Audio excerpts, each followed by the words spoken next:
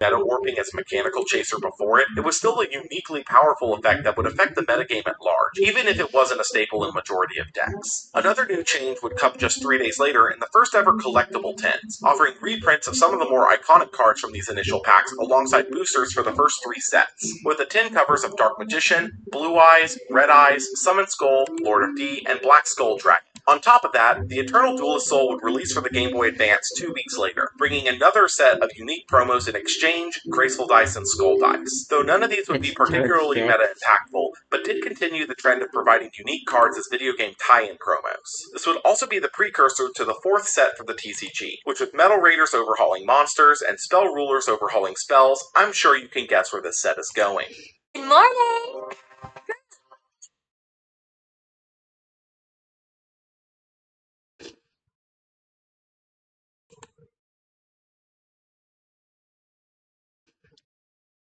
Check this out. I've completely overhauled.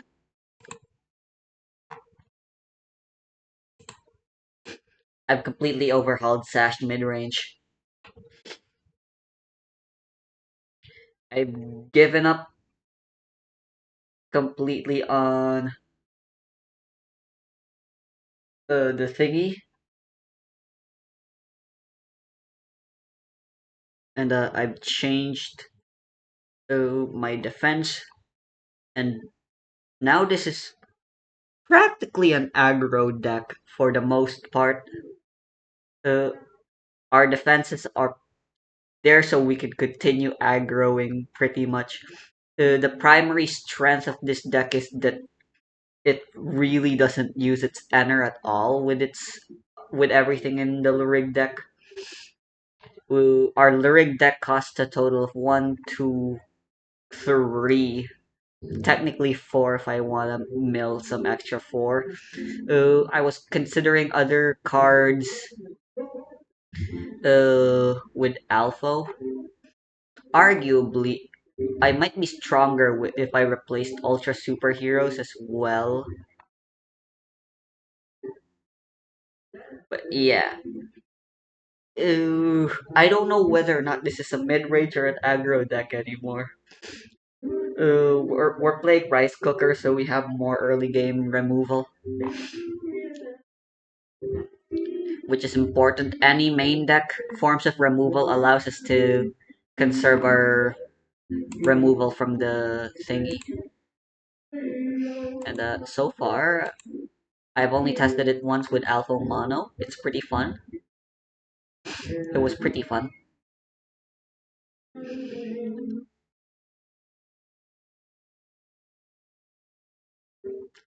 Uh, let's play something powerful but not entirely oppressive. Where is it? Twinkling Mel. My slightly edited version of it. Ah, Jesus.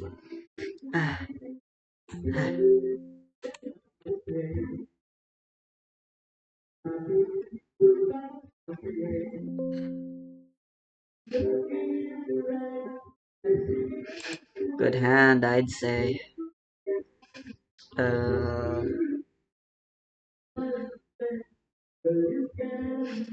for going second, I think this should be fine. I kind of want to get a red on. Uh,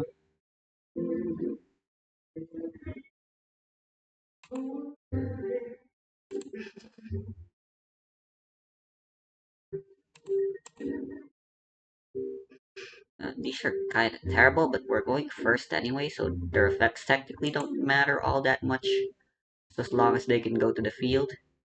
This kind of sucks.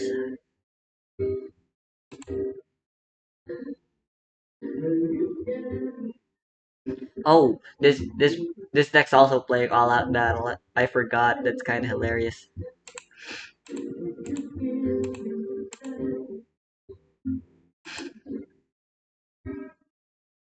We could activate this right now and just enter a charge and draw.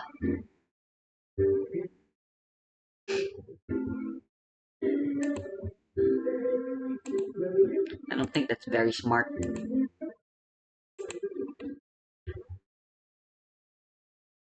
Now let's go. Those two cards completely change everything.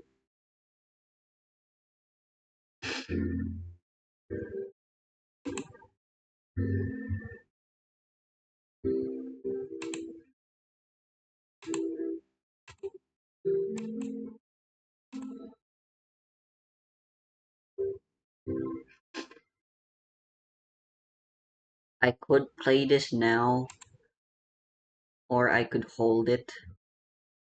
Just play Hirana.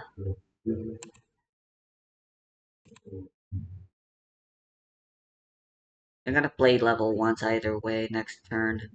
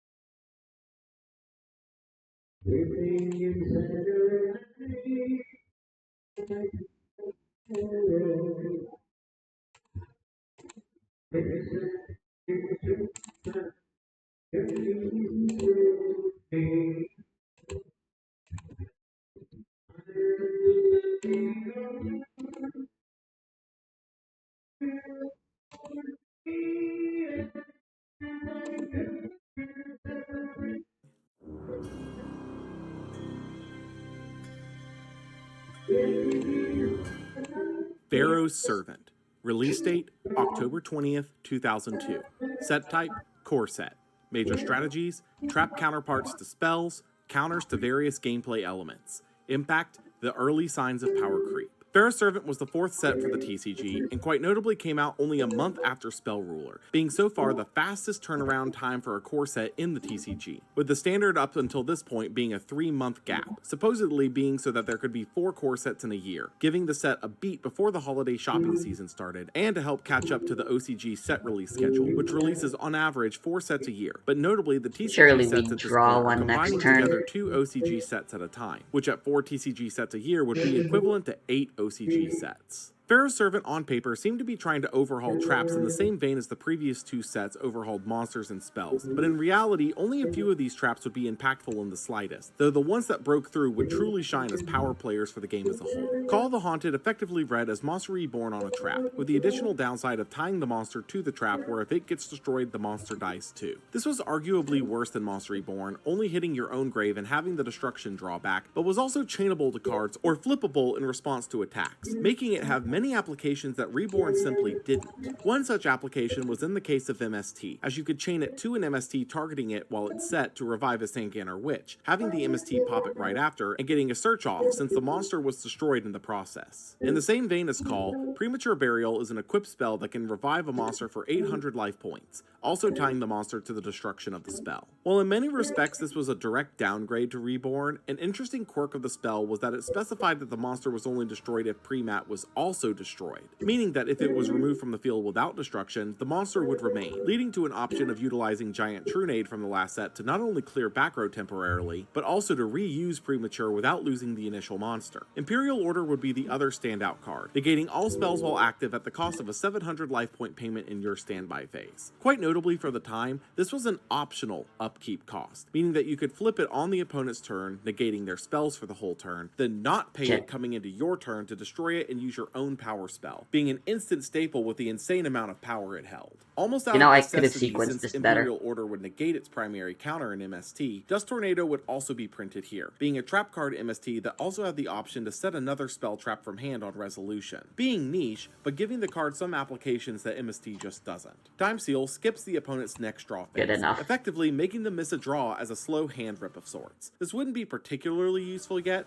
being effectively a 1 to 3 turn delay on getting its effect, but as more hand rip options become available, this would find a home. Backup Soldier, if you have 5 or more monsters in grave, returns 3 1500 or less attack normals from grave to hand, being next to useless for a majority of decks, but for Exodia specifically allows them the painful choice away 3 pieces and recover them with a 2-card combo. Ceasefire flips all monsters face up and burns the opponent for 500 for each effect monster on the field, notably blocking all flip effects when doing so. This would be seen as a way to counter out the various flip effects like Magician of Faith, Cyberjar, and Morphing Jar that had gotten popular as options for the metagame, but not nearly as usefully as Nobleman of Crossout, which banishes a set monster, then if it was a flip, banishes all copies of that monster from both players' decks. Knock would quickly become a staple of the metagame, not only for countering out flips, but for removing defensive options before they become a thorn.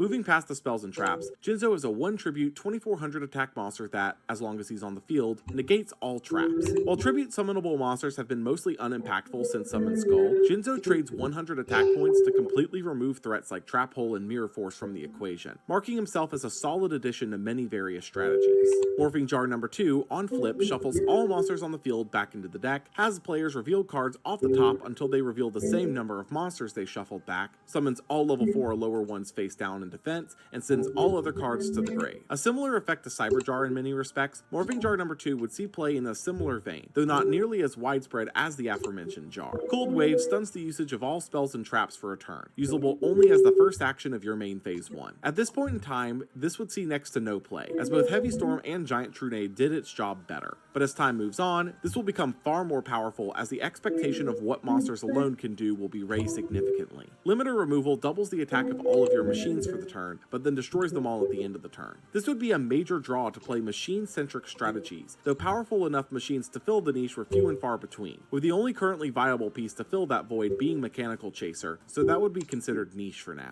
Thousand Eyes Restrict is a fusion of Relinquished and Thousand Eyes Idle that shares the same effect as Relinquished that also prevents attacking and battle position swapping. By far and away the most powerful fusion we've seen yet, though still wasn't good enough to see play through the glaring downsides of playing fusions in the first place, but would be relevant later in the era. Goblin Attack Force has a record-breaking 2300 attack on a no-tribute summon, but has the nasty downside of swapping to defense if it attacks for 2 turns, making it a massive double-edged sword in a way, but still a powerful option for beatdown strategies. The Fiend Mega Cyber, if the opponent has 2 or more monsters than you, can be special summoned from hand. This would be the first of its kind come from behind catch-up tool, but the issue stood that if the opponent had massed that much advantage over you on board, there were plenty of other tools available to even that out, like Mirror Force, Raigeki, and Dark Hole, that would all be more useful outside of that specific situation. Lastly, Gearfried the Iron Knight matched its attack stat to Lajin and 7-colored, but had the drawback of not being able to be used with equip spells. While that sounds like a pain, the biggest draw to this was actually that Gearfried couldn't be taken with Snatch Steal, which in a weird way made him actually a safer option to play over the previous 2 1800s. The balancing for this particular set would come a little over a month later, notably making more than just changes reflecting this set, but also adjustments to cards from previous sets. Newly limited were Jinzo,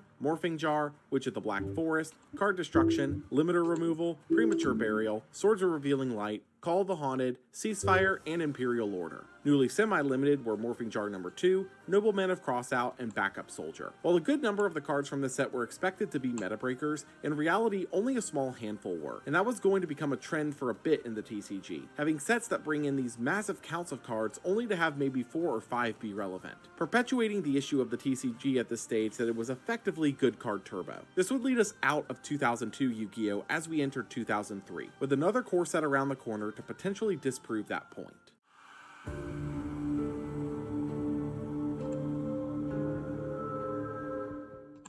Labyrinth of Nightmare. Release date, March 1st, 2003. Set type, core set. Major strategies, Grave Banishers, Destiny Board. Impact, a handful of staples. Labyrinth of Nightmare was the first set of 2003, and as such needed to help carry the TCG forward, and it was safe to say that by this point, we were leaving the establishment sets and were headed in the direction of the game's identity being found. Lawn provided some new tools to the table, building on the ideas of the previous sets to bring them forward. Some ideas were simple ones, such as Gemini Elf now being the largest attack normal summon body at 1900, making Mechanical Chaser not quite as necessary, but in the same vein as attack values, provided tools that could either reach higher for lower downsides, or could naturally hit the benchmarks that have been expected up until this point. Kaiku the Ghost Destroyer would be the benchmark of sorts, being 1800 attack with an effect that was almost purely upsides, able to banish 2 monsters from the opponent's grave when it deals damage, and prevents the opponent from banishing cards from the grave at all. This was namely meant as a counter to the Grave Banisher duo of Bazoo the Soul Eater and Skull Lair, each of which could banish monsters from the grave to gain attack in Bazoo's case,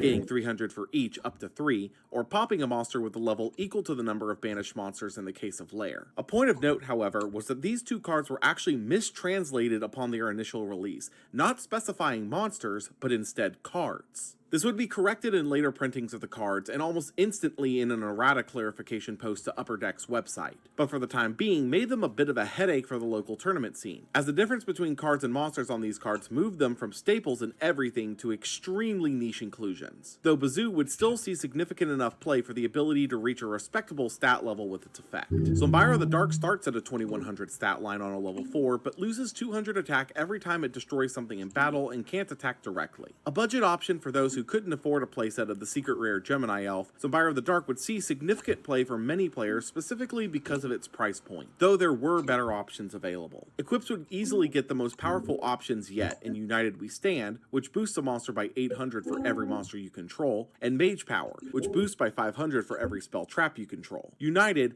while the more powerful boost, was the harder of the 2 to get to high numbers because of the nature of sticking monsters at this stage, though Mage Power could, in the right circumstances, provide a near instant 2500 attack boost to any monster. Both of these would see play, but with the nature of spell trap removal being a common sight for most decks, they would only be minorly impactful long term. Offerings to the Doom provided targeted monster removal at the cost of your next draw phase. Being effectively a quick play version of Tribute I that made the also right kicks the choice cost somehow. down the road, Offerings would see play as a removal option, but notably with card advantage becoming increasingly important, wouldn't be as widespread as you might expect. Card of Safe Return, every time a monster is summoned from your grave, draws a card. This, at this point in time, was inconsistent, as the 3 primary Grave Revival cards were all limited, but was noted as being potentially one of the most broken cards imaginable down the road if we received anything worthwhile with decent Grave Recursive summoning. Trap-wise, we saw a few more interesting deviations, such as the first new alternative win condition since Exodia, Destiny Board. In each of the opponent's end phases, you can activate a Spirit Message in the correct order out of hand or deck,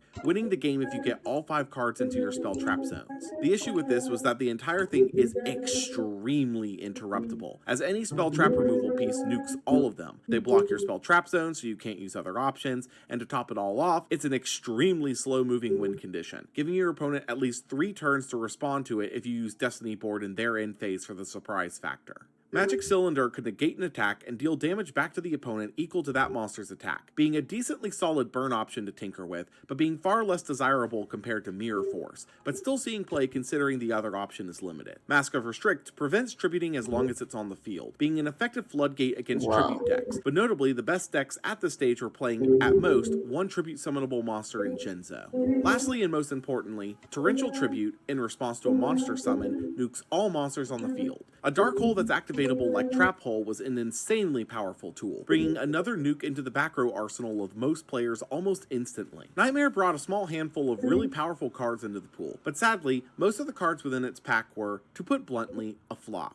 This seemed to be a growing trend between here and Pharaohs, bringing about 5 to 6 cards that get added into the arsenal of the good card piles, with most, if not all of the rest being either tools for more niche strategies or completely discarded outright. This would be followed by 2 new starter decks to complement the start of the year for the TCG, being starter decks Joey and Pegasus, which for the most part reprinted a handful of cards from both Joey and Pegasus's decks from the anime. However, both brought 1 new card each to make the purchase of the decks really sing to veteran players, and sing they would. From Joey, Scapegoat summons 4 0/0 tokens in defense, effectively being able to chump block 4 attacks for free, which would prove to be a solid inclusion for some strategies almost as a multi-turn attack blocker. From Pegasus, Graceful Charity draws 3 cards and discards 2. This was unbelievably powerful out of the box, being a near instant staple in allowing players to see more of their deck at the cost of pitching their least useful options, or in the case of the Revival Trio, setting up a big play by pitching off something like a Jinzo to bring back right away. This would be an instant 3 of in practically every deck right away, shaping the metagame as we knew it. A balance update would drop 2 days later, but notably this would be for specifically Nightmare's release, limiting Sangan, Mage Power, United We Stand, and Magic Cylinder.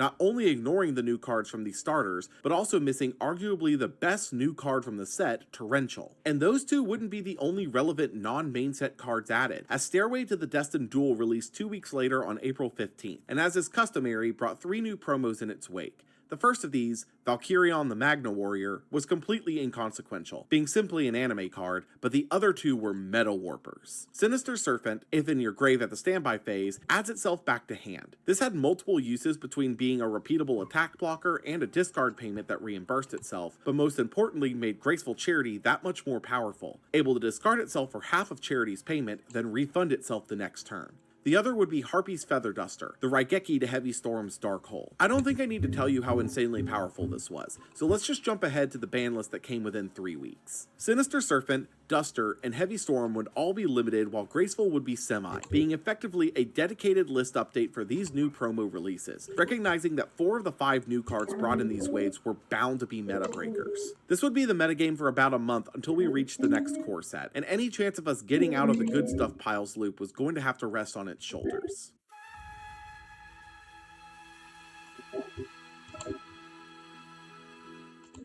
Legacy of Darkness. Release date, June 6th, 2003. Set type, core set.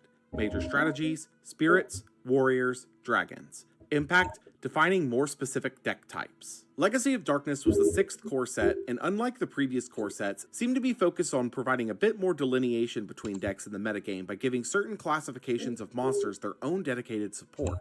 While this concept was introduced in LOB with the initial equip spells, it's always been lackluster up until this point, with the direction the set gave being some of the first true direction for monster classifications. This time around, there would be 3 specific types of monsters getting dedicated support, being Fiends, Warriors, and Dragons. Fiends would receive some of the least impactful support overall comparatively, with the only standout in this group being Dark Ruler Hades, a 1 tribute 2450 that negates the effects of anything a Fiend destroys in battle and can't be summoned from the grave. Quite notably, this isn't just its on-field floating effects, it's all effects period, as long as that monster is in public knowledge after being destroyed under those conditions. Its effect can't be used, including cards like Sinister Serpent, who can't recur itself back if destroyed that way. Hades was another addition to the 1 tribute pool that was actually worth the consideration, like Jinzo and Summon Skull before him, but notably came with the drawback of not being revivable, meaning that to summon him, you'd have to do it the proper way for now. Also notably, being at 1600 defense meant that unlike the other options, it was not searchable with Witch, being a heavier downside in terms of comparison, but with the number of monster effects it could blank on its own, like Witch or Sangan, many were considering the powerhouse.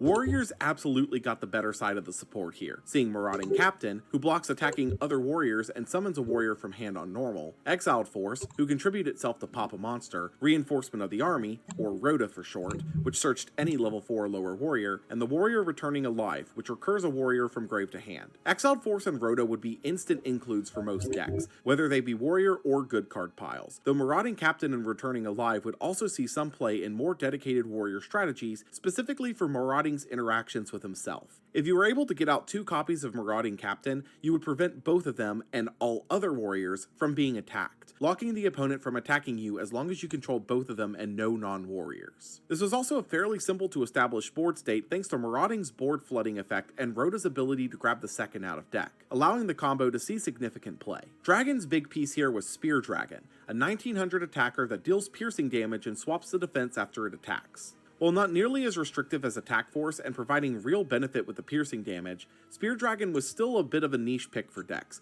though the 1900 stat line did bring it a lot of love. Dragons also receive Super Rejuvenation, which draws a card at the end of the turn for each dragon you discarded or tributed that turn. While not particularly great now, as the only real enabler of this was Graceful Charity and Card Destruction, it was notably stackable with other copies of itself, even those drawn with its own effect. So if any options in the future allow you to mass discard dragons, this could prove quite useful. Moving away from type support, Spirits would be a new monster subtype, unable to be special summoned and returning to the hand at the end of the turn they're flipped or summoned. Generally, their effects were either considered powerful enough to recur them back, but most of them fell completely flat, as you'd lose the advantage they'd gain on their own from them returning back every turn.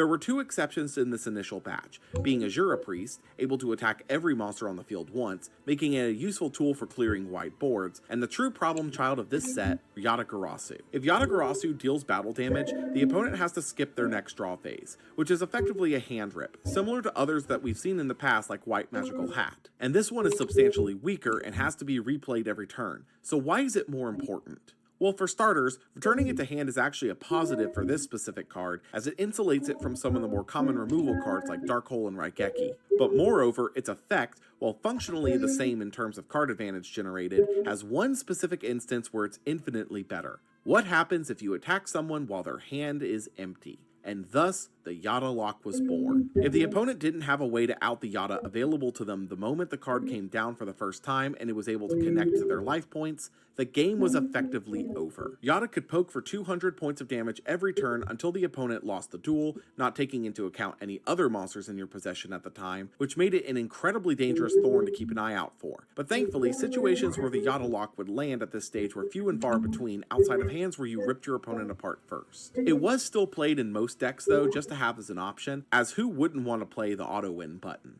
In a similar vein, Fiber Jar, on flip, effectively resets the game, shuffling back all cards from the field, hand, and grave for both players and drawing them 5 new cards, resetting everything but the banished zone and life points. Similarly to how every player would love to have an instant win button, every player would also love to have a panic button, when the game's gone so far south that you need a full reset to put things back in your favor, which Fiber Jar provides, making it a meta staple for the foreseeable future. Air Knight Parshath provides piercing on a 1900 attack body for 1 tribute, also drawing a card when it deals battle damage. While easily the weakest of the various 1 tributes to see meta stints so far, Parshath wouldn't be too useful at this exact moment, but did provide a significant counter to decks that get a little too comfortable with Scapegoat specifically.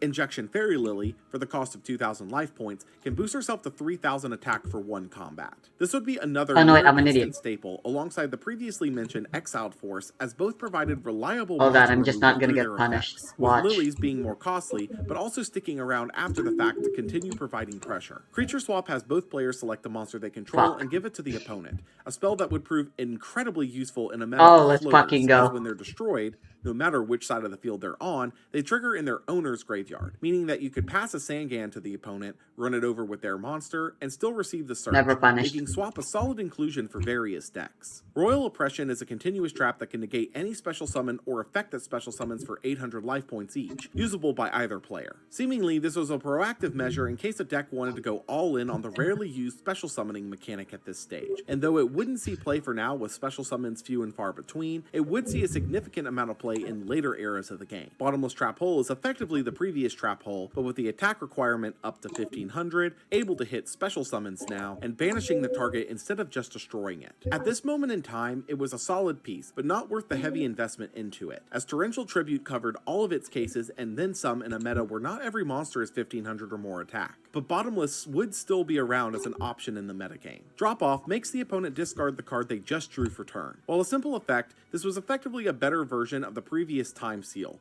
not needing an awkward amount of time to set up, just being usable from the word go after being set. While not particularly powerful, hand control tools were becoming more and more prevalent, and as such, Drop Off would similarly see play alongside of these options. Last Turn can only be used while you have 1000 or less life, takes 1 monster you control, and sends all other cards on the field and in both players' hands to grave, summons 1 monster from the opponent's deck of their choice, and has those monsters battle, with the winner of that combat being the winner of the duel and any other cases being a draw. This was a massive headache of a card, but for the time wasn't too overbearing, being effectively a last-ditch effort way to close out a game you were losing, and it would not be relevant in the slightest for now, but with more complex cards coming in the near future and a metric ton of corner case issues with this card, this will not be the last time we talk about Last Turn. Overall, this set was an experimentation of sorts, looking at how impactful it would be to support a handful of specific groups of cards, which seemed to be a success, with warriors quickly becoming solid tools in their own deck, while the more generic pieces became tools in good stuff piles. As expected though, a few of the cards here were overtuned compared to the meta, and as such, a new limited list would come down a month later,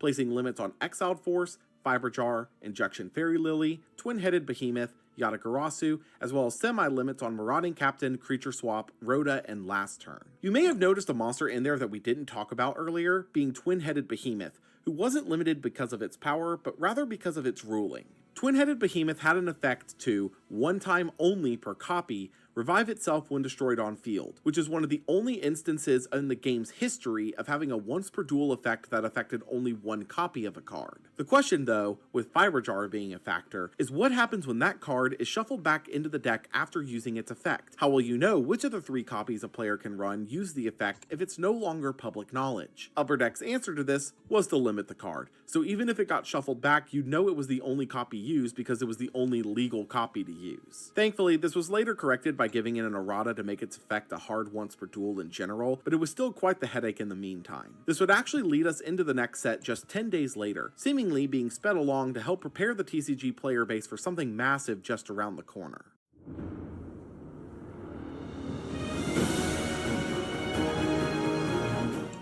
Pharaonic Guardian. Release date, July 18th, 2003. Set type, core set. Major strategies, hand control, gravekeepers, zombies. Impact, a first step to change the game forever. Pharaonic Guardian was the 7th core set of the TCG, and with it would come an experiment that would solidify a direction for the game that would be followed for decades to come. Archetypes. An archetype is designated by a specific word, phrase, or unifying detail present on a series of cards that allows for support to be given to that subset without relying on a monster's type or attribute. In this case, the series of monsters in questions are the Gravekeepers, all of whom share the archetypal name in their monster name and reference that name among their effects. A perfect example is Gravekeeper Spy, who on flip summons another Gravekeeper's monster from deck with 1500 or less attack. This would actually become an extremely powerful option for decks aiming to stall a touch, being a 2000 defense wall able to summon another copy of itself or the also useful Gravekeeper's Guard, with 1900 defense and a flip effect to bounce an opponent's monster to hand if you drew into it instead.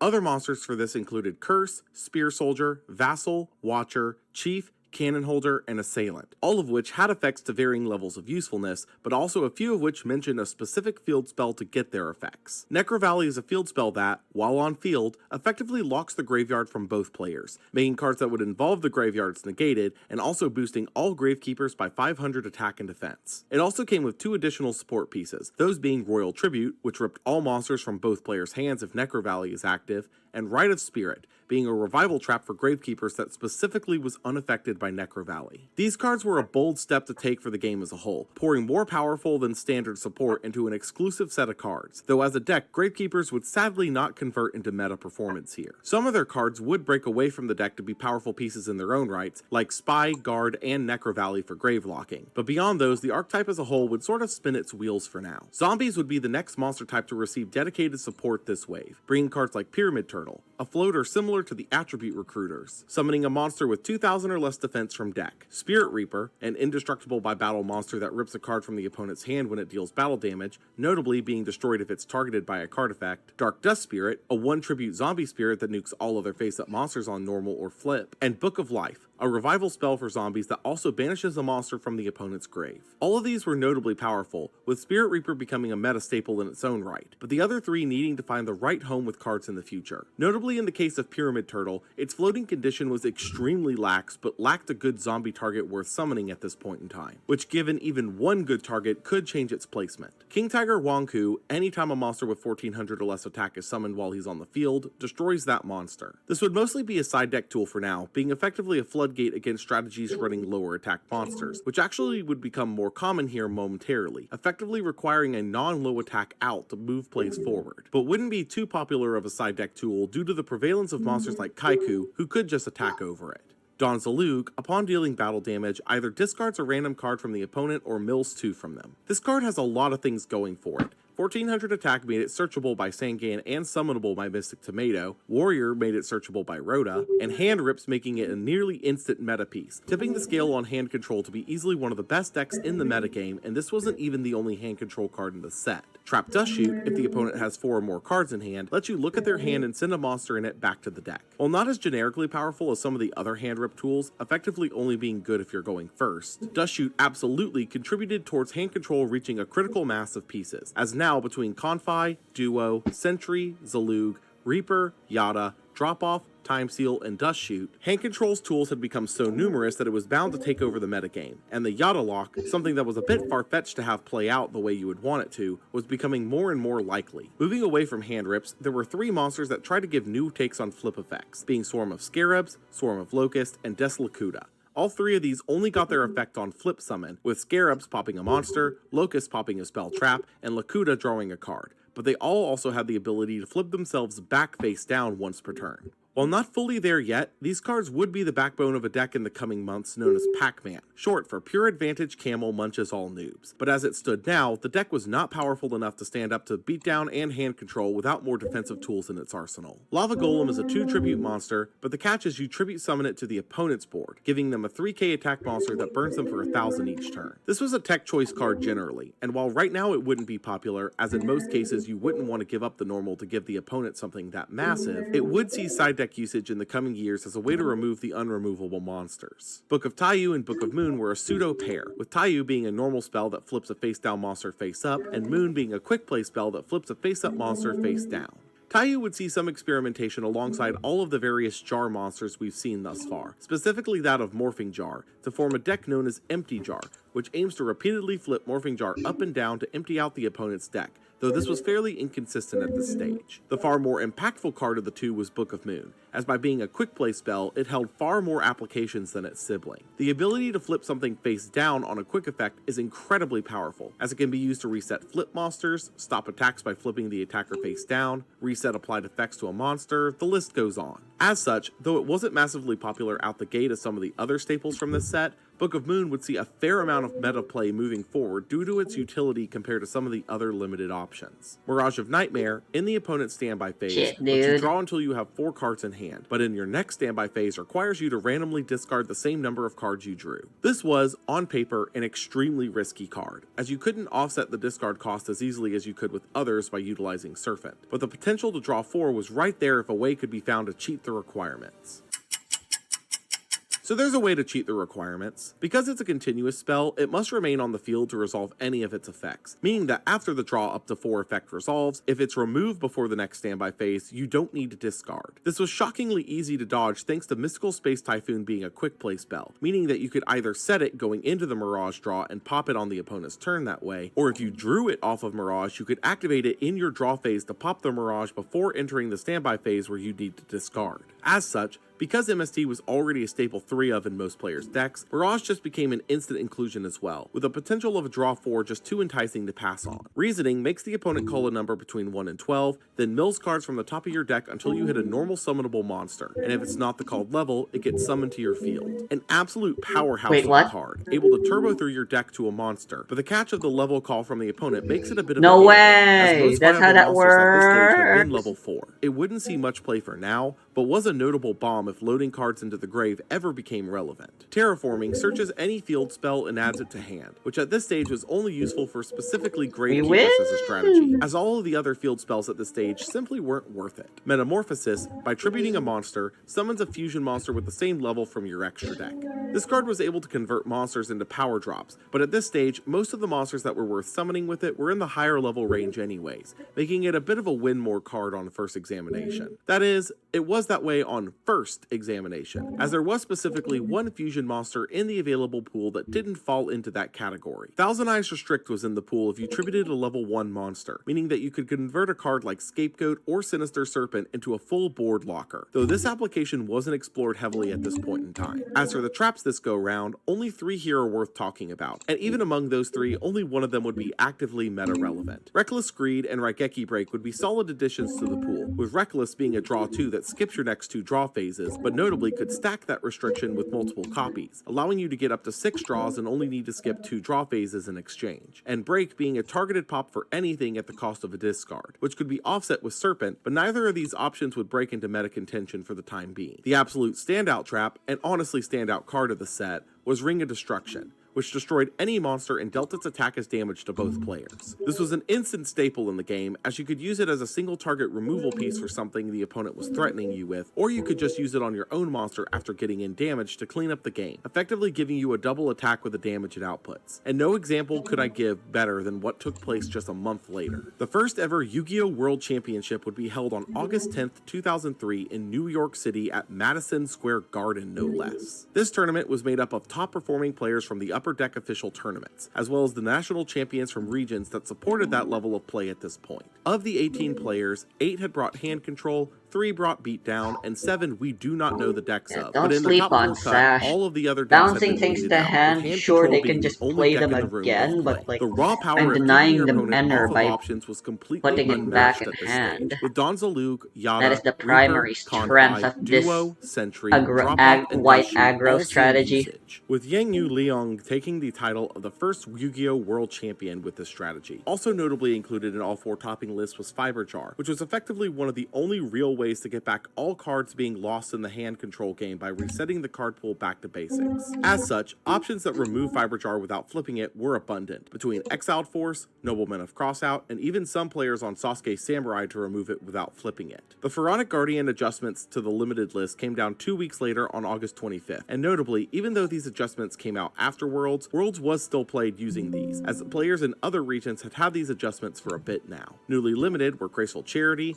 Mirage of Nightmare, Reckless Greed, and Ring of Destruction. Also, the first ever removals from the list would be present here, seeing Limiter removal and Backup Soldier completely taken off the list. Incredible. Notably, Reckless Greed going to 1 here completely kills any chance the card had at being relevant, as you could no longer stack the downsides to get massive card advantage, but all of the other changes were in line with what we've come to expect at this stage. Beyond these, the only notable happening before the next core set was the release of Tournament Pack 4, which brought with it a new chase card in Royal Decree, being similar to Imperial Order, affecting traps instead of spells, though notably did not have a maintenance cost and therefore could not be switched off at will. This led into the next core set a few months after the limited list updates, and with hand control easily taking over the meta at large, primarily backed up by a powerful performance at Worlds, a shakeup would be sorely needed to break us out of it. Unfortunately, a shakeup it would bring, but not one that many would enjoy.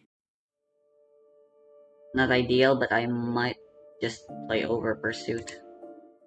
Magician's Force. Release date October 10th, 2003. Set type Core Set. Major strategies Unions, Spellcasters. Impact the first FTK Blight on the meta. Magician's Force was the 8th overall core set, and similar to some of the previous sets, it aimed to split up its focus between type support for spellcasters as well as introducing a new subtype in Unions. Unions have the ability to equip themselves from field to a specific monster as an equip card, giving that monster some kind of benefit, generally a stat boost, battle destruction prevention, and or another effect. The poster children for this new mechanic were the XYZ monsters of X-Head Cannon, Y Dragonhead, and Z Metal Tank, being monsters used by Kaiba in the Battle City arc, with Y able to attach to X and Z able to attach to Y or X, both of whom give both battle and effect destruction prevention while equipped. These 3 also had another gimmick on top of the Union one, being the first ever contact fusion materials. Each of these pairs, as well as all 3 together, had a fusion that could be made by banishing themselves from field, completely sidestepping the need for polymerization.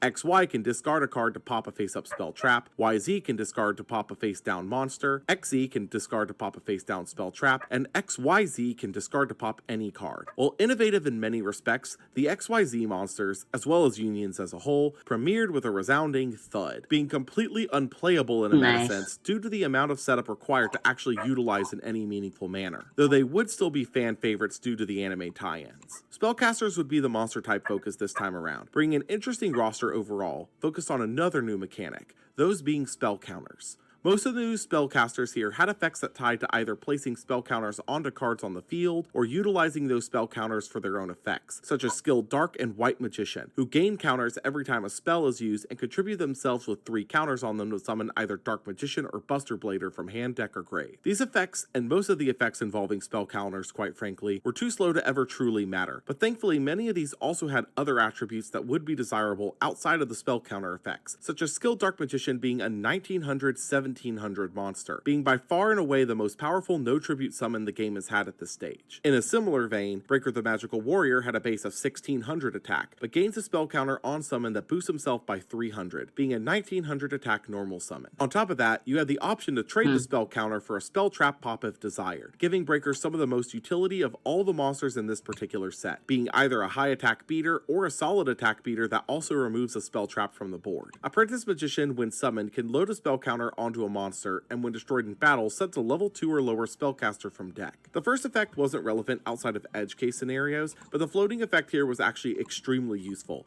able to float into the always popular Magician of Faith, or into the new option of Old Vindictive Magician, who pops a monster on flip, similar to Maneater Bug. Royal Magical Library gains a counter anytime a spell is activated and can trade 3 counters to draw 1. Probably one of the only instances of the spell counter generator monsters being decent for the effect specifically. Library would find a home in effectively every version of Exodia decks for the time being, turning all of your draw spells into 1/3 of another draw, which while not meta viable was still worth noting. Lastly, for spellcasters, Magical Scientist lets the user pay 1000 life points to summon a level 6 or lower fusion from the extra deck, returning it there at the end of the turn. This was a problem. Let's say you managed to get both Scientist and Catapult Turtle onto the board at the same time. Scientist could summon out 7 fusions from the extra deck by paying 7,000 life points, sacking them off one by one for Turtle to burn the opponent for half of their attack, which for the fusions of Punished Eagle, Empress Judge, and Roaring Ocean Snake meant that you were burning for 1050 damage a hit, putting the opponent down to 650 life points by the end of it, at which point you could tribute the Scientist for 150 and the Turtle for 500, making it an even 8,000 damage. While this sounds gimmicky, which it was consistent enough to be a thorn in many players' sides, specifically because of tools like Reasoning, Last Will, and Gillosaurus to get the 2 key monsters on the field as fast as possible. This was just consistent enough to win a fair number of games on its own, but not quite consistent enough to take home tournaments, meaning that for now, it passed under the radar, though an absolute annoyance and a time waster if you got paired into it. Tribe Infecting Virus at the cost of a discard can nuke all cards of a single monster type from the board. This could be as simple as a 1-for-1 removal, or as widespread as a board nuke depending on the type of monster on the board, which even after that, Tribe Infecting having 1600 attack is nothing to stop that, making it quite a viable option coming into the Magician's Force metagame. There were also a number of burn tools allocated here, between Wave Motion Cannon, Mass Driver, and Secret Barrel, all of which moved the needle on burn decks a little, but the only one worth considering was Wave Motion due to the massive amount of damage it could output when backed up with the right stall tools. A new limited list followed a month later, and as is standard by this point, brought down limits onto Breaker the Magical Warrior and Tribe Infecting Virus, easily the 2 standouts from the set. But beyond that, all was quiet on the metagame. Hand Control continued to be the best deck in the room, still effectively being a good card turbo deck in many respects, and as such, good stuff piles continued to be the norm, as without something substantial to break that mold, it would continue to be the same story.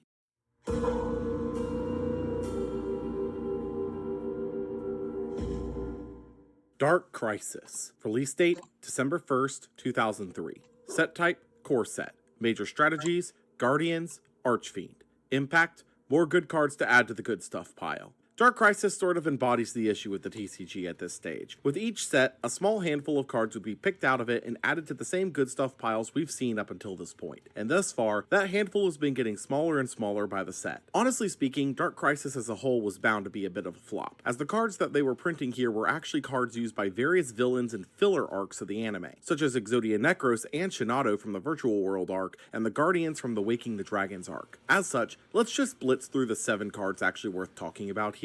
Vampire Lord is a 1 tribute boss that when it deals battle damage makes the opponent send a card of their choice from deck to graveyard of a super type you choose, being monsters, spells, or traps, and if destroyed by card effect revives in your next standby phase. This was the first truly viable boss for zombies, and because its defense value was under 2000, it was actually summonable by Pyramid Turtle. Being also effectively immune to card effect destruction made Lord a popular option, as it effectively required another high power boss just to be able to out it, letting it see some meta viability off of these factors. DD Warrior Lady, after battling a monster, has the option to banish both herself and the monster she battled. Warrior Lady was an instant staple, effectively being a better version of the previous DD Warrior, also searchable with Rhoda and able to remove any and everything she battled while having that effect be a choice, not a requirement, making her an instant meta staple. Butterfly Dagger Elma boosts a monster by 300 and when destroyed goes back to hand. This would actually be a piece that formed another OTK line, specifically using Royal Magic Library and Gear Free, by having both on the board and equipping banisting Elma to Gearfried, it would be destroyed, a counter would go onto library, and Elma would return to hand. This was repeatable any number of times, allowing you to get infinite draws from your deck, enabling an Exodia draw-out kill. This was only one of the OTK lines available through Gearfried and Elma's combination, which while not consistent enough to matter right now, as you need to find both somehow, it would still be a pain having yet another OTK deck in the format alongside Magical Scientist. Tsukiyomi is a spirit that on summon or flip, flips a monster face down. While not particularly powerful at this point in time, Tsukiyomi did prove to be an interesting tool in repeating certain flip effects, removing monsters with low defense, or even in blanking certain effects. Sakuretsu armor was effectively a mini Mirror Force, able to destroy an attacking monster, but because it was effectively Mirror Force light, only saw a little play at this point in time. Skill Drain removes all effects of monsters on the field at the cost of 1,000 life on activation, which at this stage was not really worth it, as the effects on field were either not good enough to be negated, or remove themselves on field in use, making them unaffected, but this would be another card that would see usage later on. This would actually be the end of Yu-Gi-Oh! In 2003, as the limited list update for Dark Crisis wouldn't come out until February 2nd of 2004, limiting Magical Scientist, Reflect Bounder, Vampire Lord, and Butterfly Dagger Elma, with Morphing Jar moving down the list from limited to semi-limited. Overall, Dark Crisis sort of did nothing to the tournament scene as a whole, which was rather disappointing at this stage, as the meta over the last year had truly stagnated, with no real shifts in meta placement. However, a shift was coming, as the first set of 2004 was right around the corner, and this wouldn't just be a shift to the metagame, it was about to change Yu-Gi-Oh! As a whole forever.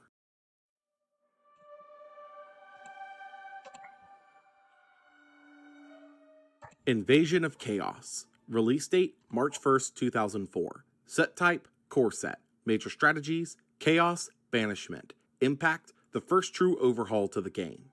Invasion of Chaos is widely considered to be the first true turning point in terms of the power level of the game, where most matchups up until this point consisted of normal summon, maybe a special summon, combat, and then passing turn. IOC would be the first true break from that mentality in the form of the Chaos bosses. These cards all had the same summon condition, an inherent special summon by banishing a light and dark monster from the graveyard, and as such represented some of the largest swings in power a card could bring at this time. Both Blackluster Soldier Envoy of the Beginning and Chaos Emperor Dragon Envoy of the End matched the stats of Blue Eyes White Dragon, which at this point was the most powerfully statted monster in the game, and both were summonable far easier than Blue Eyes ever was. BLS could either banish a monster by giving up its attack for the turn, or can attack a second time that turn when it destroys a monster in battle. CED could, by paying 1,000 life points, nuke both players' fields and hands and inflict 300 damage to the opponent for each card hit this way. Both of these monsters were by far and away game-endingly powerful compared to what had come before just on their own, with BLS being a board advantage swinger like we've never seen before, and CED effectively reducing the remaining game down to a top deck war, or so you'd think on the surface. If you had managed to stick a Witch of the Black Forest or Sangan the previous turn that was still on the field, when you drop CED and nuke the board, they'll be able to search for Yatagarasu, who can then be summoned, deal its direct damage, and lock the opponent out of the rest of the game, as they'll have no cards left to use. This version of the Yata lock became one of the most common game locking plays in the meta, taking the previous Yata lock to its absolute extreme. But even without it, the Chaos bosses on their own were so game warpingly powerful that most players would start opting to include a number of less optimal light attributed monsters to fill those slots for the Chaos summon condition. In addition to the two Envoy bosses, there was also Chaos Sorcerer, who was effectively a weaker BLS, only having the banish side of his effect and only for face-up monsters, but would be considered an option in the near future for pretty obvious reasons. Death Kangaroo, if attacked while in defense, destroys the attacking monster if its attack is lower than Kangaroo's defense. Effectively a stronger Maneater bug for anything under 1700, as well as being a dark for a Chaos typing, Death Kangaroo would see some tech play as an option to out certain offensive monsters that were growing in popularity with the rise of the Chaos typing. Strike Ninja, by banishing two darks and grave, could banish itself until the end phase on a quick effect.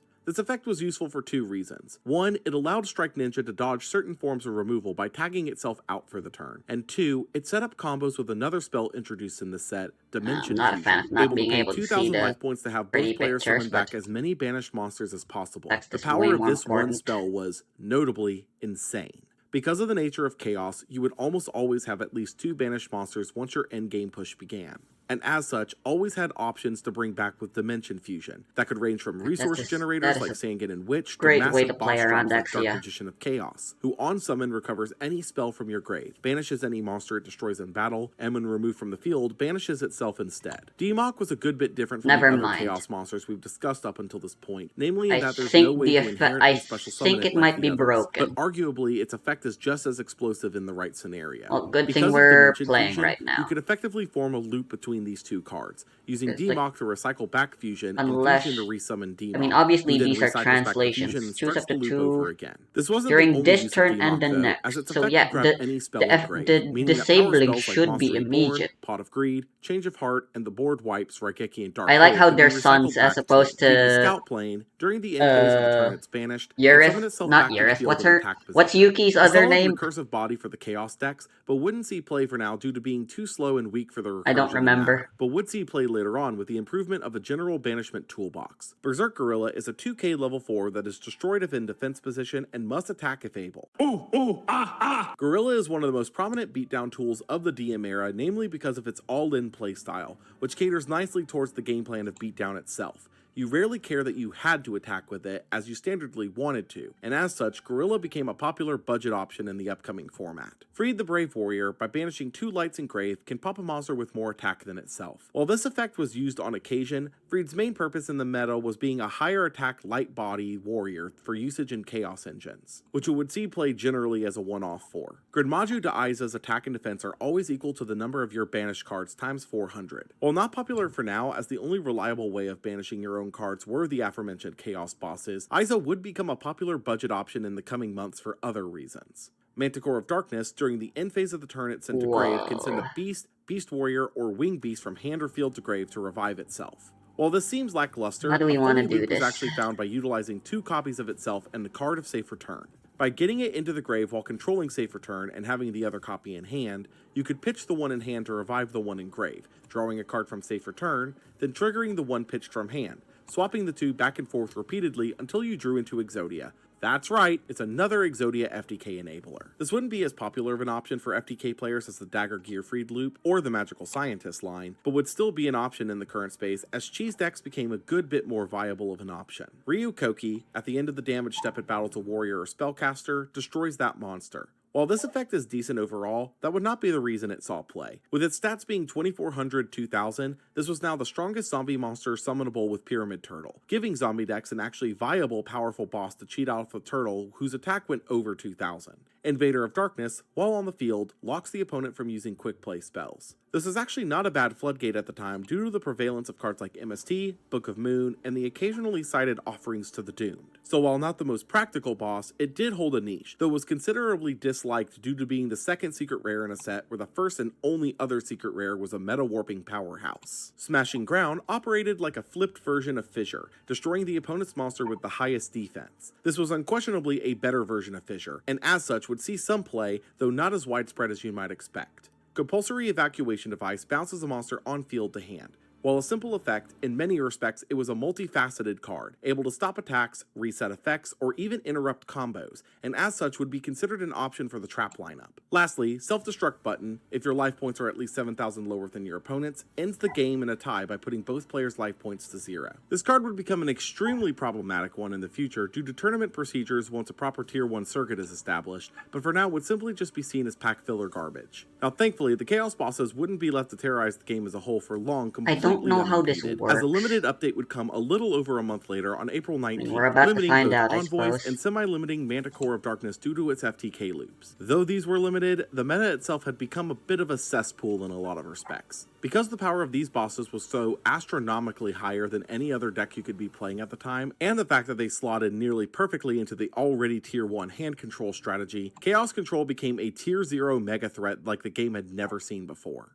This strategy was so fast with its resource game and so reliable in its power level that it left almost every player with only 2 options. Play Chaos so you can keep up, or play an FTK that doesn't let Chaos play the game. With that in mind, Let's see how it works. Manticore Exodia, Magical Scientist, and to a lesser extent Gearfried Exodia would all rise in popularity during this period, being some of the only strategies that could do anything before either the Chaos bosses ended the game, or your hand was completely destroyed thanks to the other already present hand rippers. A little detour from the doom and gloom, however, the Yu-Gi-Oh! Anime had Alright, quickly well. become one of the most popular on the channel it was ran on in the US, Kids WB. As such, Kids WB What? during this period ran a Okay. sweepstakes to receive a copy of an exclusive card at the time, Card of Sanctity, of which only 108 copies were made with this set code to be given out with this sweepstakes, with 100 being mailed out and the remaining 8 being Okay, given as prizing for the I'm Glue not of sure if Destiny that was tournament, how it which was sadly supposed we to have lost play all out. information about. This is to this day considered one of the rarest cards on the market for Yuki collectors, definitely isn't specifically for the working set code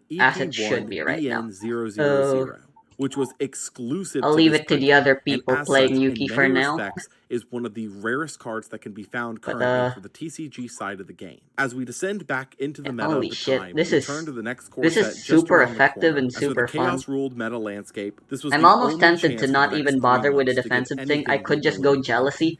Jealousy is already a defense on its own, in and of itself. Technically, Ancient Sanctuary. Release date June I don't know. 1st, 2004. A single Set type point of core damage set. being Major strategies avoided the agents, Monarch. can matter. Impact nothing to dethrone chaos. Ancient Sanctuary is a bit of a weird set to look back on, as in the short term, nothing changed from this set's release. However, with hindsight, this set actually brought a couple of impactful cards for the long term of the game, though some of these cards wouldn't be heavily experimented with until later once the tier 0 in the room died down. The agents were the archetype pushed by the set, with the titular Ancient Sanctuary being the Sanctuary in the Sky, a field spell that blocked battle damage to a player who battles with a fairy monster. As such, the agents, all being based on the planets of the solar system, had a wide range of effects, such as Mars gaining attack and defense equal to how many life points you had over your opponent while Sanctuary was up, and Saturn able to tribute itself to burn the opponent for the difference in your life points while yours were higher if Sanctuary was active. Yeah, these weren't very good. Among the agents, the only one worth considering was Venus, who could pay 500 to summon a mystical shine ball from hand or deck any number of times in a turn, which held extremely niche usage, and as such, agents were forgotten just as fast as they were introduced. Legendary Jujutsu Master stacks any monster that battles with it while it's in defense back on top of its owner's deck, in a lot of ways similar to Death Kangaroo from the last set, but able to affect any card this time. This would see some tech play, but sort of middling due to being an Earth and not part of the Chaos typing pool. Zaborg the Thunder Monarch, on Tribute Summon, destroyed a monster on the field. This would be the first in a new series of monsters that would be drip-fed to us over the coming sets known as the Monarchs, a series of Tribute Summon bosses with some form of disruption or removal effect that triggers on a successful Tribute Summon. While Zaborg wouldn't be too useful now, it was still a solid lead into the monster line, and its successors would range from a little worse to a whole lot better as we moved along. Night Assailant, on flip, destroys a monster, and on being sent from hand to grave returns another flip monster from grave to hand. This would actually be a shockingly useful card, not for the Man-Eater bug effect, but for the discard effect. With 2 copies, by discarding one, you could recur back the other, and because this was instantaneous, unlike the similar Sinister Serpent, this could be used to help counteract the numerous number of hand rip decks running around the meta. As such, Night Assailant would actually become a staple piece moving forward, being played in a similar vein to Sinister Serpent. I'm not Enemy enjoying Controller Remember as a so quick far. play At could only either 2 change the battle copies, position of a she face-up monster or tribute doesn't one of your actually monsters to take provide control of enough. another face-up monster for the turn. Instead, At I this think point it in might be time, better this to would go see zero play, for as an arguably Sphinx. better card, Book of Moon, did a similar effect, and was still mostly relegated to side deck play, though its day would come in the following era. Monster Gate, for the We cost need of a more ways tribute, to was fade out effectively attacks. reasoning without giving the opponent an opportunity to call the level. This in Remember turn made can't it and really reasoning provide work that. well together, effectively forming a combo between the cards to help certain decks turbo through and find specific monsters and load up the grave with spells, which for decks specializing Alternatively, I in could also Democ just proved to be not an bother with incredibly powerful black effect, which we'll cards. discuss later. Level limit Area There's B, no while on the there's field, no changes all benefit to level me 4 playing hires to any defense. A blacks similar whatsoever. stun-styled card to I'm only Gravity Bind playing before this it, Area B would see and it's play in a bad, similar and it vein, doesn't namely help in me because stun-focused strategies. Lastly, of Wall of Revealing Light, by paying life points on activation in increments of 1,000, blocks all monsters with an attack lower than that amount paid from attacking while on the it could field. be like While you think this would Arc-Gwyn or just be another something. stun tool, this would actually be a catalyst for a variety of extremely frustrating decks centered around the card's last turn and self-destruct button, allowing you to pay down to the threshold to activate those traps without having to play out games at all. While there were cards worth discussing from Sanctuary, most of them were not relevant in the immediate future, especially because this card pool had no effect on Worlds for the year. The 2004 Yu-Gi-Oh! World Championship was held in Los Jesus. Angeles, California on July 25th, and unsurprisingly, Chaos would show an incredibly brutal metagame stranglehold. Togawa Masatoshi of Japan would take this year's title using the deck, notably playing an extremely light light count, with only Shining Angel and Magician of Faith being lights that would stick around in the grave, as DD Warrior Lady would banish herself regularly. Notably, Magical Scientist would be a common tech sighting for the strategy, aiming to burn its effect to get together fusions that could either be used to sweep the field of threats with Thousand Eyes, provide protection with Dark Balter and Ryu Senshi, or simply provide chaos materials to trigger something like a Torrential and get bodies in the grave for summoning an Envoy. The only non-chaos deck to crack into the top 8 here would be Beatdown, which effectively aimed to be aggressive far earlier with cards like Berserk Gorilla, Kaiku, and Bazoo, all able to either push significant damage or help keep chaos off their push pieces. Directly following the World Championships, a couple of new releases would be used to help promote the new Yu-Gi-Oh! Movie, which was beginning its theatrical run around this time, those being the exclusive pack, a pack of guaranteed pulls, all being cards used in the movie, as well as the movie pack promos, which contained one of 4 cards from the movie, such as Blue Eye Shining Dragon and Wadapon. Of these cards, most of them were not even remotely good, but one from the exclusive pack would be immediately sleep on recognized as Watapon. game-warpingly powerful. Return from the different dimension, Hell at the is cost of this? half of your life points, could return as many banished monsters as possible from your banishment to the field, being effectively a one-sided dimension fusion. This was unbelievably powerful, and recognizably so, as Chaos had once again been given a bomb to drop on the format, this time without the risk of the opponent bringing back their own tools. Though for Chaos, this new tool would be overshadowed by a historic event for the early years of the game. On August 25th, 2004, an announcement would be posted to Upper Deck's website, giving effectively a 1-month warning for what was about to be the game's first ever ban list, moving cards from the limited section, where 1 copy each was allowed, to a newly designated forbidden section, where any cards within cannot be played at official events. The cards included with this initial warning were Chaos Emperor Dragon, Sangan, Witch, Yada, Darkhole, Delinquent Duo, Graceful Charity, Harpy's Feather Duster, Monster Reborn, Raigeki, United We Stand, Imperial Order, and Mirror Force. This was a massive culling wave to a series of staples that had been in the meta since their inception, as well as to the main problem cards of the current Tier 0 Menace, which the player base welcomed with open arms. There was another release in this time span, being the 2004 Collectible 10s, bringing new tools to the game, with only Blade Knight surviving after the experimentation phase, being another tool for Chaos. But on October 1st, 2004, the bans took effect, in addition to the limiting of Demok, Protector of the Sanctuary, I don't know, MST, Torrential, and Morphing Jar. These limits were mainly to keep a couple of the more degenerate strategies like Dimension Fusion OTK and Empty Jar from taking over the ensuing power vacuum, though notably one deck got missed here. With that in mind, the next core set would also release the same day, but something was different about that one, as it seems change was truly in the air.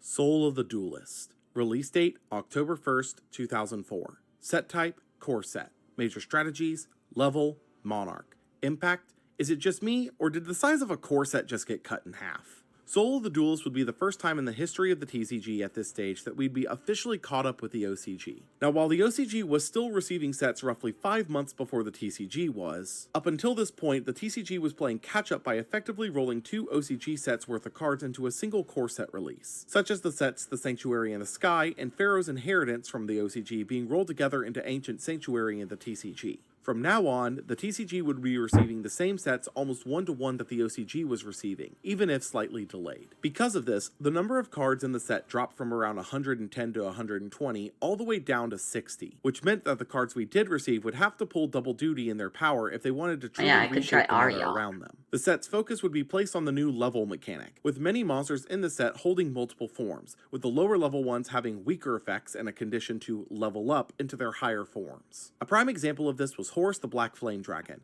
Its level 4 form can't have its control switched, but if it destroyed something in battle, in the end phase, it can send itself to grave to summon the level 6 form from deck, who's completely unaffected by spell cards and has the same condition to level up into the level 8, who can't be normal summoner set, must be summoned by the level 6's effect, and can negate any spell it wants to while on the field. Clearly these level monsters were insanely powerful, and as such many of them would see experimentation right away, although it quickly became clear that some were created more powerfully earlier than others. And as such, no one really wanted to go through the whole process to level up, leaving the mechanic itself on the cutting room floor. There were a couple of these though that were independently powerful, such as Dark Mimic level 1, who draws a card on flip, or Mystic Swordsman level 2, who destroys face downs and attacks without flipping them. But generally, these were seen as tech choices on their own merits instead of being included alongside the rest of their level line. Ninja Grandmaster Sasuke destroys any face-up defense it attacks into. While not nearly as powerful of an effect as Mystic Swordsman level 2, it did have a much stronger body at 1800, allowing it to see play for that as well as being light. Mobius the Frost Monarch on Tribute Summon pops up the 2 spell traps on the field. A much stronger version of the Monarch stands up only before it. 10k, Mobius but I put down think that's significant worth pressure it on Tribute over Summon thanks to Sphinx. instantly removing 2 possible threats at once prior to combat,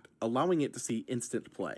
Mind There Crush just allows isn't you much to call a value card's to name, and wasting if it's 2 in the enter opponent's to hand, it gets sent to recur the a grave. guard. Otherwise, you discard We a can't random afford card. that. This If would we be can't useful get for any sniping guards, out searched then cards or big it's pieces just that tough you know luck are in hand, sometimes. and as such would mostly see play as a side deck card for A now. weakness we And have that's to it. accept. Soul of the Duelist being only 60 cards meant that there was a lot less to go off of in terms of meta impacts, meaning that for the time being, nothing really changed meta-wise. There were a couple of new additions worth talking about besides Soul, such as Dark Beginning 1, the first ever reprint set, which also brought Makura the Destructor, who when sent to grave allows traps to be activated from hand that turn, being a massive FTK enabler by turning traps into instant combo pieces. The Destiny Board Traveler promos, bringing DD Assailant, being effectively a more situational version of DD Warrior Lady, who was already one of the best monsters in the meta, and the introduction of Shonen Jump promo premieres and Archfiend of Gilfer. While some cards were released as promos within Shonen Jump before, they were usually just allocated to reprints of popular iconic cards like Blue Eyes. But this release would set the standard that Shonen Jump could be used to introduce entirely new cards to the masses. This all led into the final core set of 2004, and alongside it would be a change that had been desperately needed for a long time at this stage.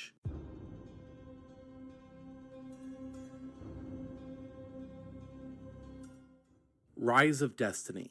Release date, December 1st, 2004. Set type, core set. Major strategies, the creator, Monarch. Impact, new directions for strategies to take. Rise of Destiny was the second in this new block of core sets following Soul, and as such tried to land its own new direction for cards to take. The creator cannot be summoned from grave and can once per turn be a monster reborn at the cost of a discard on effect resolution. This may not have been relevant in the meta, but was still a significantly fun card to experiment with. Much more relevant was Thestalos the Firestorm Monarch, able to rip a card from the opponent's hand on Tribute Summon and burn them for that card's level times 100. While not as universal as Mobius was, Thestalos was still a fairly useful monarch, seeing play for the hand rip effect. Dekoichi the Battle-Chanted Locomotive had effectively the same effect as Dark Mimic level 1, just on a better body, and as such usurped the Mimic in most meta strategies. And that really was it for now. I sort of hate that core sets really do just bubble down to a small handful of cards at this stage, and trust me, that's going to get worse. But part of that problem was also that the meta had stagnated down to an issue that many refer to as the cookie cutter problem. Most decks right now had boiled themselves down to effectively a 30 card good stuff pile with 10 cards that delineated the deck type from each other, being seen as a lot of cookie cutter style deck designs for the era. And there was no clear case for this